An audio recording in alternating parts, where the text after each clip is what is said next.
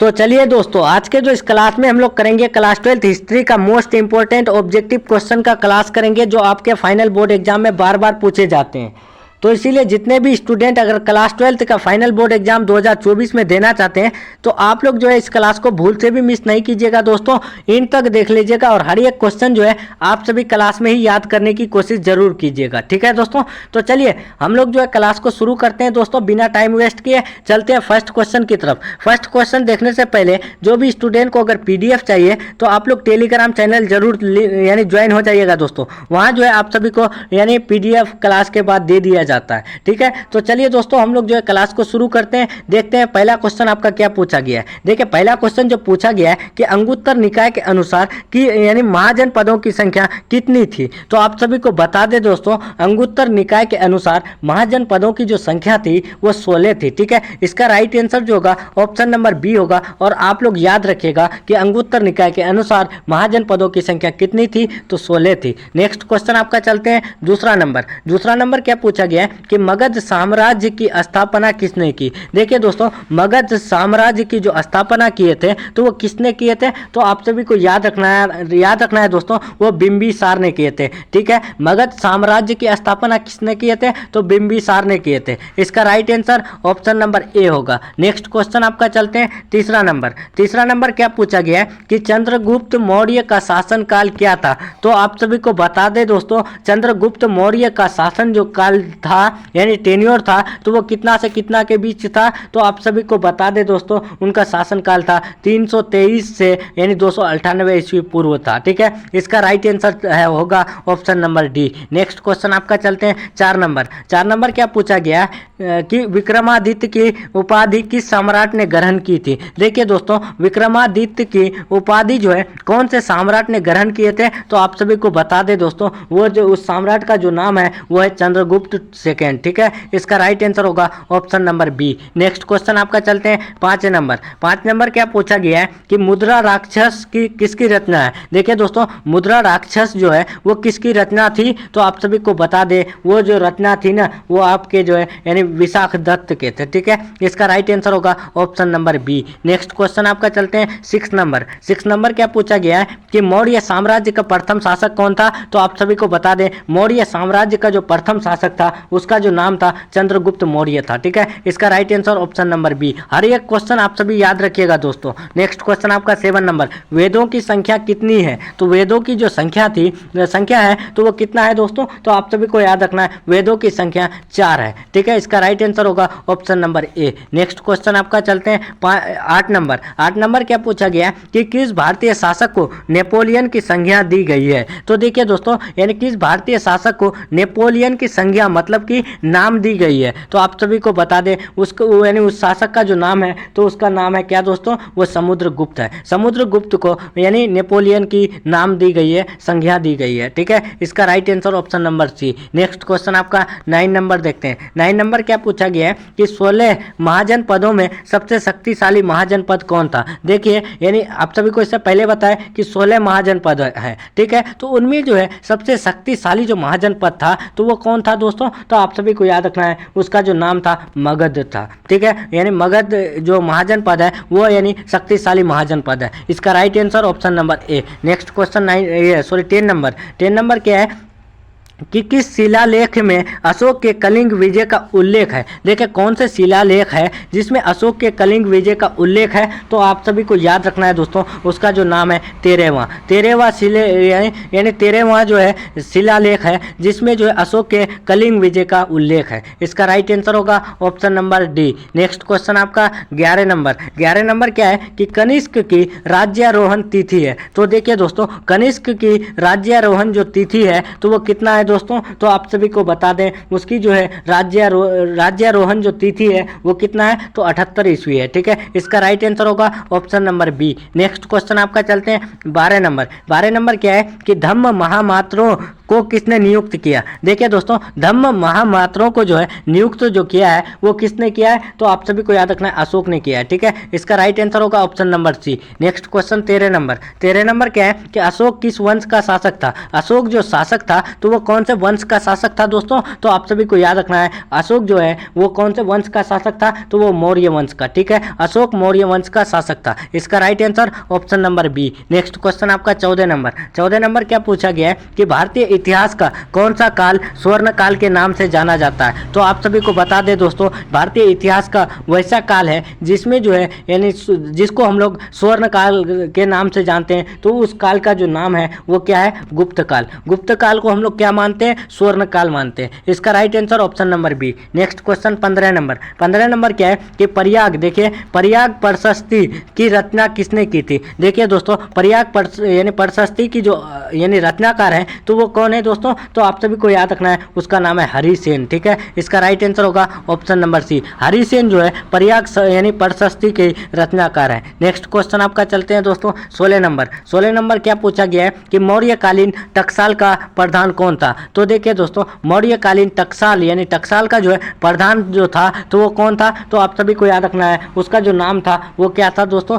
वो लक्षणाध्यक्ष था। ठीक है, लक्षणाध्यक्ष जो है वो टकसाल का प्रधान था। इसका right answer option number D. Next question 17 number क्या है कि राज तरंगिनी के लेखक कौन थे? तो देखिए दोस्तों, राज तरंगिनी के जो लेखक थे तो वो कौन थे? उसका नाम क्या था? तो आप सभी को याद रखना है कल्हन। कल्हन जो है वो क्या है? यानी राज तरंगिनी के लेखक है। इसका right answer option number D. Next question 18 number क्या है कि अर्थशास्त्र और इंडिका से किस राजवंश के विषय में जानकारी मिलती है? तो आप सभी को बता दें, अर्थशास्त्र और इंडिका से जिस वंश के यानी जिस राजवंश के विषय में जानकारी मिलती है उस वंश का जो नाम है वो क्या है? मौर्य वंश है। ठीक है, इसका राइट आंसर होगा ऑप्शन नंबर ए। नेक्स्ट क्वेश्चन 19 नंबर क्या है कि अर्थशास्त्र की रचना कब हुई थी? तो आप सभी को बता दें दोस्तों, अर्थशास्त्र की जो रचना हुई थी वो कब हुई थी? तो आप सभी को याद रखना है यानी 4वीं शताब्दी ईसा पूर्व में हुई थी। ठीक है, इसका right answer option number C. Next question आपका चलते हैं 20 क्या है कि पतंजलि के महाभाष्य से हमें जानकारी मिलती है। देखिए दोस्तों,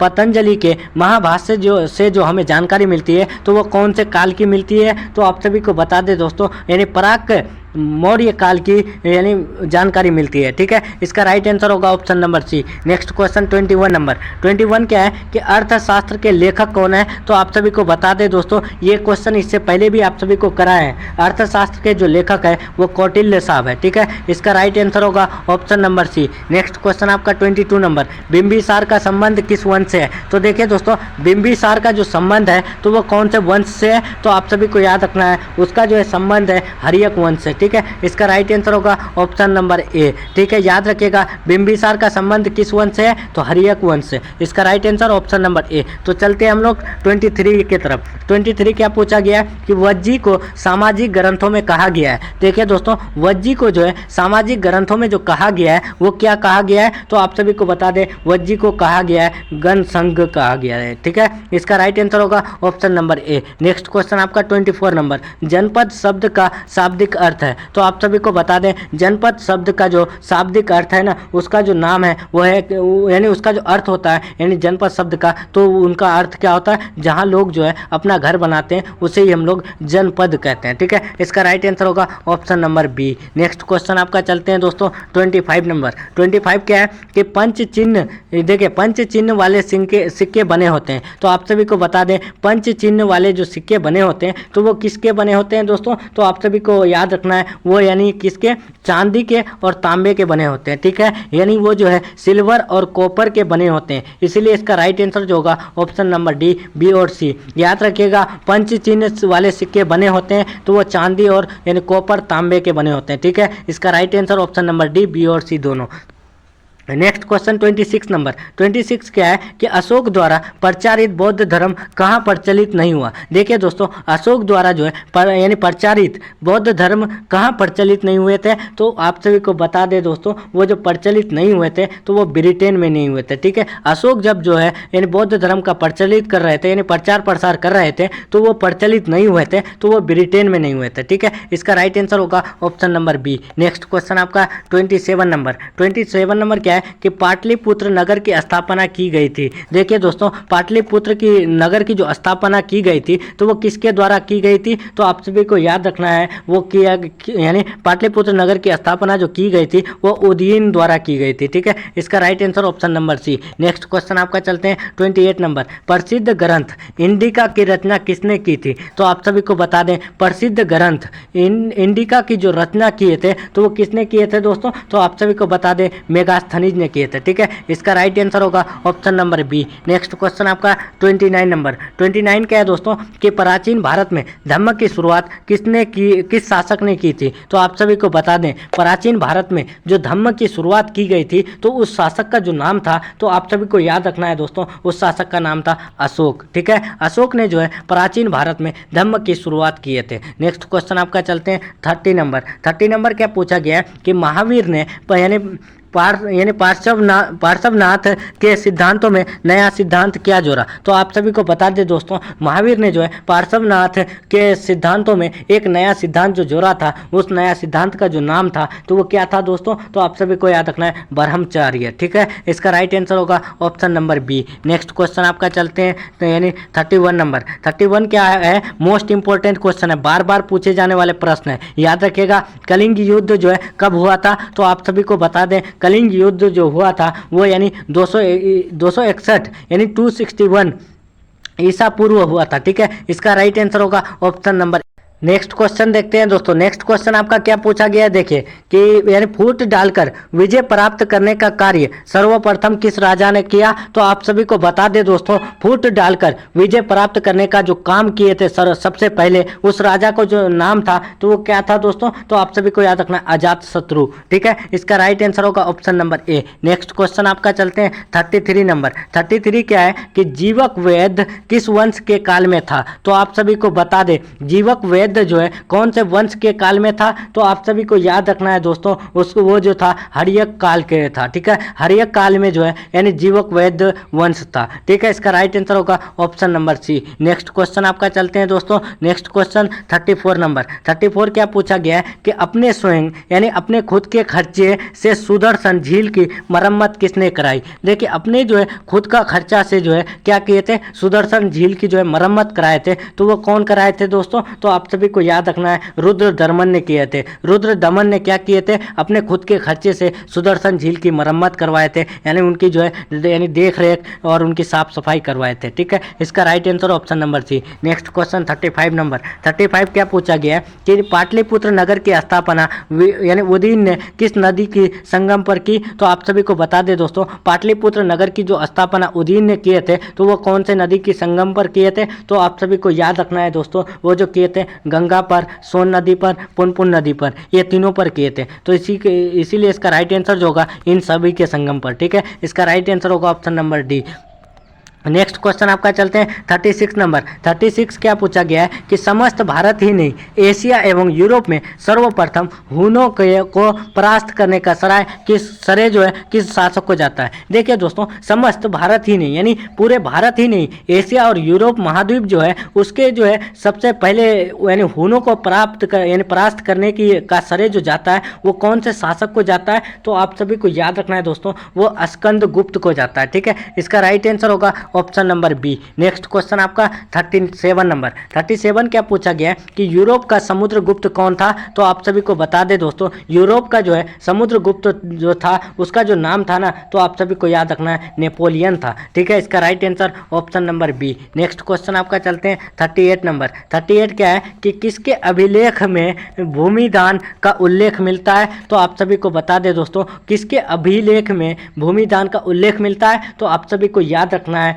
वो प्रभावती गुप्त के यानी उल्लेख में जो क्या मिलता है यानी भूमिदान का उल्लेख मिलता है। ठीक है, इसका राइट आंसर होगा ऑप्शन नंबर सी। प्रभावती गुप्त के अभिलेख में क्या मिलता है, भूमिदान का उल्लेख मिलता है। नेक्स्ट क्वेश्चन आपका चलते हैं दोस्तों 39 नंबर। 39 क्या पूछा गया है कि भूमि अनुदान, देखिए भूमि अनुदान के से संबंधित प्रथम अभिलेखीय प्रमाण किसका है, तो भूमि अनुदान से संबंधित सबसे पहले जो है अभिलेखीय प्रमाण जो जाता है वो किसका है, तो आप सभी को बता दें दोस्तों वो सातवाहन काल का है। ठीक है, इसका राइट आंसर जो होगा ऑप्शन नंबर बी होगा। Next question 40 number. 40 क्या है कि 510 ईस्वी यानी 510 ईसा पूर्व में सती प्रथा के साक्ष्य वाला प्रथम अभिलेख कहाँ मिला है? तो आप सभी को बता दें दोस्तों, 510 ईसा में सती प्रथा के साक्ष्य जो है सबसे पहले अभिलेख जो मिला है तो वो कहाँ मिला है? याद रखिएगा, वो जो मिला है यानी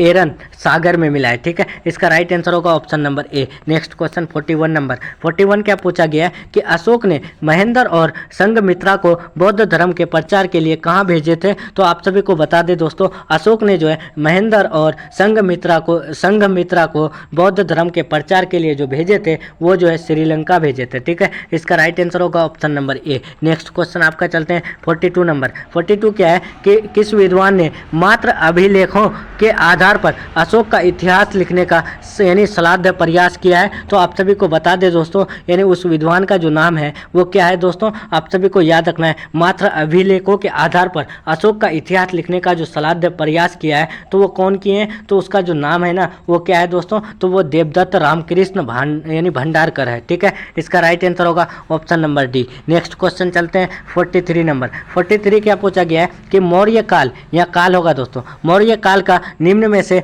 कौन जो है सर्वाधिक महत्वपूर्ण नमूना है? तो आप सभी को बता दें, मौर्य काल के समय में सबसे जो है अधिक यानी महत्वपूर्ण यानी खास नमूना जो है वो कौन है? तो आप सभी को याद रखना है वो है स्तंभ। ठीक है, इसका राइट आंसर होगा option number D. Next question आपका चलते हैं 44 नंबर। गुप्तों के काल में कौन चीनी यात्री भारत आया? तो आप सभी को बता दें दोस्तों, गुप्तों के काल में जिस चीनी यात्री भारत आया उसका जो नाम था वो क्या था दोस्तों? तो उसका नाम था फाहियान। ठीक है, फाहियान जो है गुप्त के काल में चीनी यात्री भारत आया था। ठीक है, इसका right answer option number B. Next question आपका चलते हैं 45 नंबर कि मेगास्थनीज भारत में किसके दरबार में आया? तो आप सभी को बता दें दोस्तों, मेगास्थनीज जो भारत में आए थे तो वो किसके दरबार में आए थे? तो आप सभी को याद रखना है वो जो आए थे यानी चंद्रगुप्त मौर्य के यानी दरबार में आए थे। ठीक है, इसका राइट आंसर होगा ऑप्शन नंबर ए। नेक्स्ट क्वेश्चन आपका चलते हैं दोस्तों, नेक्स्ट क्वेश्चन 46 नंबर। 46 क्या है कि देखिए कि समुद्रगुप्त की जानकारी होती है, तो समुद्रगुप्त की जो जानकारी होती है वो यानी किससे होती है दोस्तों? तो आप सभी को याद रखना है, समुद्रगुप्त की जो जानकारी होती है वो यानी प्रयाग प्रशस्ति से होती है। ठीक है, इसका राइट आंसर जो होगा ऑप्शन नंबर बी होगा। नेक्स्ट क्वेश्चन आपका चलते हैं 47 नंबर। नवरत्न किस शासक के दरबार में रहते थे? तो आप सभी को बता दें, नवरत्न जो है वो यानी कौन से शासक के दरबार में रहते थे? तो आप सभी को बता दें वो जो रहते थे ना वो चंद्रगुप्त विक्रमादित्य के यानी दरबार में रहते थे। ठीक है, इसका राइट आंसर होगा option number D. Next question 48 number. 48 क्या पूछा गया है कि अभिज्ञान शाकुंतलम के रचनाकार है। देखिए दोस्तों, अभिज्ञान शाकुंतलम के जो रचनाकार है तो वो कौन है? तो आप सभी को याद रखना है दोस्तों, वो कालिदास है। ठीक है, इसका राइट आंसर होगा ऑप्शन नंबर ए। नेक्स्ट क्वेश्चन आपका चलते हैं 49 नंबर। 49 क्या पूछा गया है कि प्राचीन भारत में अभिलेख की शुरुआत किस शासक ने की? तो आप सभी को बता दें, प्राचीन भारत में अभिलेख की जो शुरुआत किए थे तो वो कौन से शासक ने किए थे दोस्तों? उसका जो नाम था अशोक था। ठीक है, अशोक ने जो है प्राचीन भारत में अभिलेख की शुरुआत किए थे। इसका right answer option number B. Next question 50 number. किस शासक को प्रियदर्शी कहा गया है? तो आप सभी को बता दें दोस्तों, यानी उस शासक का जो नाम है जिसको हम लोग प्रियदर्शी कहा जाता है, यानी हम लोग के जो शासक है उनको जो प्रियदर्शी कहा जाता है उसका जो नाम है ना आप सभी को याद रखना है दोस्तों, अशोक है। अशोक को हम लोग प्रियदर्शी भी कहते हैं। नेक्स्ट क्वेश्चन आपका चलते हैं, नेक्स्ट क्वेश्चन 51 नंबर। 51 क्या है कि मेगास्थनीज ने अपने यात्रा वृत्तांत में भारत के समाज को कितने वर्गों में विभाजित किया है? तो आप सभी को बता दें, मेगास्थनीज ने अपने यात्रा वृत्तांत में भारत के समाज को जो है वर्गों में बांटा है, तो वो 7 वर्गों में बांटा है। ठीक है, इसका राइट आंसर होगा option number B. Next question 52 number. 52 क्या है कि एलोरा में कैलाश मंदिर किस राजवंश ने निर्मित कराया? देखिए, एलोरा में कैलाश मंदिर जो है कौन से राजवंश ने निर्मित कराया? तो आप सभी को याद रखना है दोस्तों, वो राष्ट्रकूट ने कराया। ठीक है, राष्ट्रकूट ने क्या किया है? एलोरा में कैलाश मंदिर जो है राजवंश निर्मित किया। इसका राइट आंसर होगा option number D. Next question आपका चलते हैं 53 नंबर। पुराणों की संख्या कितनी है? तो आप सभी को इससे पहले बताएं कि पुराणों की जो संख्या है वो 18 है। नेक्स्ट क्वेश्चन आपका चलते हैं 54 नंबर। 54 क्या पूछा गया कि तक्षशिला विश्वविद्यालय कहाँ स्थित था? तो आप सभी को बता दें दोस्तों, तक्षशिला विश्वविद्यालय जो स्थित था, तो वो कहाँ पे स्थित था, तो वो स्थित था यानी पाकिस्तान में। ठीक है, इसका राइट आंसर ऑप्शन नंबर ए। Next question 55 number, last question देखते हैं दोस्तों हिस्ट्री का। देखिए यहाँ जो है हम लोग का टॉप 55 बीबीए ऑब्जेक्टिव क्वेश्चन का क्लास एंड होगा। ठीक है दोस्तों, तो चलते हैं लास्ट क्वेश्चन देखते हैं कि धम्म की शुरुआत किसने की थी। तो आप सभी को बता दें, धम्म की जो शुरुआत किए थे वो यानी अशोक ने किए थे। ठीक है, इसका राइट आंसर होगा ऑप्शन नंबर सी। ठीक है दोस्तों, तो चलिए हम लोग का जो है टॉप 55 बीबीए ऑब्जेक्टिव क्वेश्चन का क्लास यहीं तक रहने वाला है। तो जो भी स्टूडेंट को अगर क्लास अच्छा लगा है तो वीडियो को लाइक करके अपने दोस्तों में शेयर करने की कोशिश जरूर कीजिएगा दोस्तों। और जो भी स्टूडेंट को अगर पीडीएफ चाहिए तो आप लोग टेलीग्राम चैनल जरूर ज्वाइन हो जाइएगा। ठीक है दोस्तों, तो चलिए मिलते हैं हम लोग नेक्स्ट क्लास में नेक्स्ट टॉपिक के साथ। तब तक के लिए बाय, अल्लाह हाफिज, take care, till then, thanks for watching.